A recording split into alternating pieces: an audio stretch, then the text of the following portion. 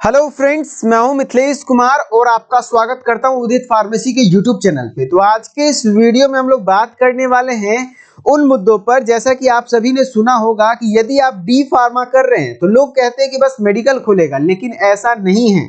आपके जानकारी के लिए मैं बता दूं कि यदि पूरे सेंट्रल लेवल पे भी कोई वैकेंसी आती है फार्मासिस्ट के लिए तो उसका मिनिमम एलिजिबिलिटी क्राइटेरिया में डी फार्मा रहता है। ठीक है, बात अलग है कि उसमें B pharma, M pharma, PhD वाले भी फॉर्म भरते हैं, लेकिन आपका डी फार्मे के सिलेबस से ही क्वेश्चन पूछा जाता है। तो ऐसा नहीं है कि आप यदि डी फार्म कर रहे हैं तो सिर्फ मेडिकल ही खोल सकते हैं।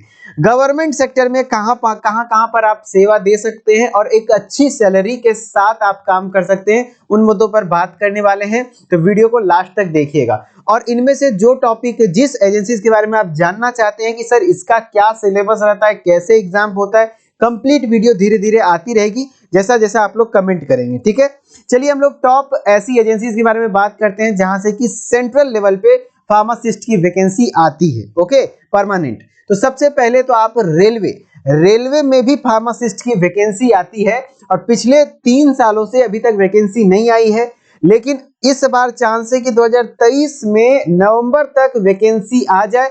अगर 23 नहीं आई तो 24 में कंफर्म फार्मासिस्ट की वैकेंसी आएगी। और सैलरी की बात करें तो एक अच्छा मान सकते हैं आप कि 45 to 50,000 के रेंज से स्टार्टिंग सैलरी होती है और ये परमानेंट वैकेंसी है और इसमें सैलरी ग्रोथ भी ठीक ठाक होता है। तो आपके मन में एक चॉइस है, तो इसलिए मैं बता रहा हूं, जो बच्चे फर्स्ट ईयर या सेकेंड ईयर में उनके लिए भी मैं बता देता हूं कि अभी से आप मन से पढ़ना शुरू करिए। ठीक है, यदि आप मन से फर्स्ट ईयर और सेकेंड ईयर को अच्छे से पढ़ेंगे तो आपके पास ये फार्मासिस्ट, ये सब जॉब की अपॉर्चुनिटीज रहेगा।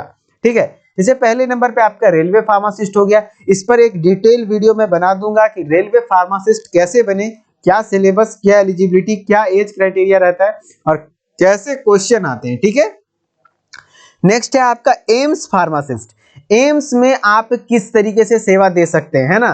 एम्स जानते हैं ना, all India institute of medical sciences. अभी फिलहाल में इंडिया के जितने भी एम्स में सभी में आपका क्या आया हुआ है, फार्मासिस्ट का पोस्ट आया हुआ है, वैकेंसी आया हुआ है। तो एम्स में भी एक अच्छी सैलरी के साथ आप अपना सेवा दे सकते हैं।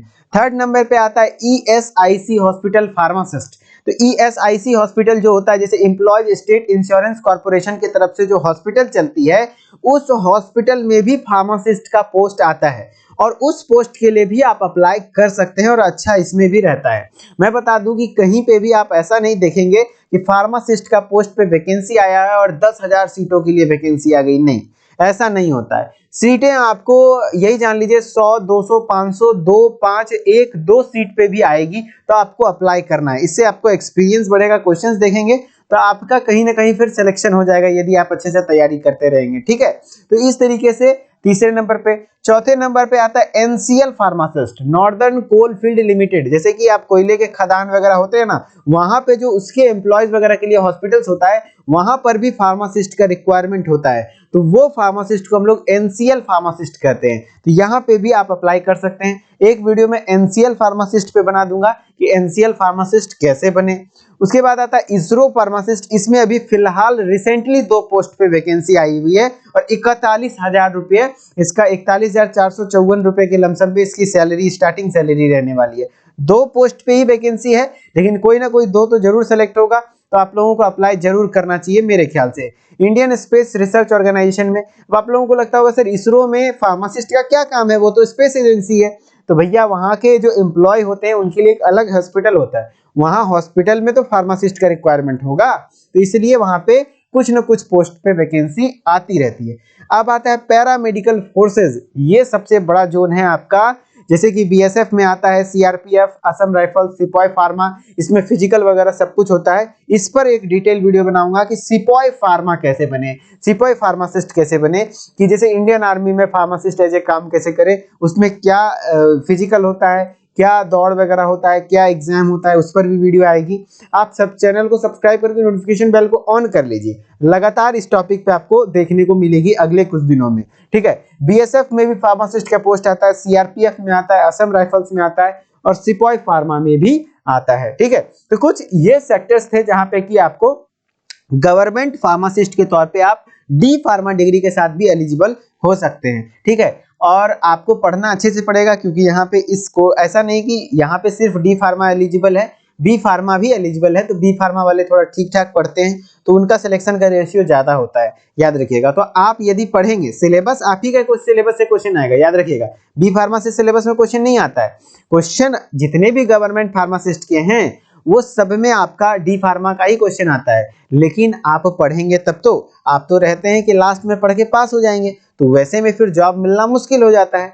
तो अपॉर्चुनिटीज मिलता रहता है, आप बेहतर अपॉर्चुनिटीज के तलाश करिए, अपनी तैयारी को जारी रखिए, ठीक है। और कुछ दिन में हमारे उदित फार्मेसी के एप्लीकेशन ऐप पर आपको गवर्नमेंट फार्मासिस्ट का कोर्स भी दिख जाएगा, जो कि मिनिमम कॉस्ट में हम लोग कोशिश कर रहे हैं एक कोर्स तैयार करें, जिससे कंप्लीट करने के बाद एक बच्चे में कॉन्फिडेंस आ जाए कि नहीं, किसी भी प्रकार का अगर गवर्नमेंट फार्मासिस्ट का एग्जाम आता है तो उसको हम लोग कम से कम उसका जो फार्मा सेक्टर वाला क्वेश्चन होता है, जैसे 100 में से 70 क्वेश्चन फार्मा सेक्टर से आते हैं और 30 क्वेश्चन जनरल क्वेश्चन आते हैं, मान लिया जाए इस तरीके से होता है। कुछ जनरल क्वेश्चन जैसे कि मैथ, रीजनिंग वगैरह आता है वो बहुत कम आता है, ज्यादा फार्मा सेक्टर वाला क्वेश्चन आता है। और वो फार्मा सेक्टर यदि आप मजबूत कर लिए तो वो जनरल सेक्टर वाला जितना सबका रहता है वैसा आपका भी रहेगा, तो आप भी कुछ स्कोर करके मिला करके आप एक अच्छे जॉब में जा सकते हैं, ठीक है। तो इस चैनल से बने रहिए, हम लोग इस तरीके से मिलते रहेंगे। कैसा लगा वीडियो, और किसी टॉपिक पे चाहिए वीडियो तो आप जरूर कमेंट में लिखिए, हम लोग रिप्लाई करने की कोशिश करेंगे, ठीक है। चलिए मिलते हैं नेक्स्ट वीडियो में, तब तक के लिए धन्यवाद। Okay, bye bye.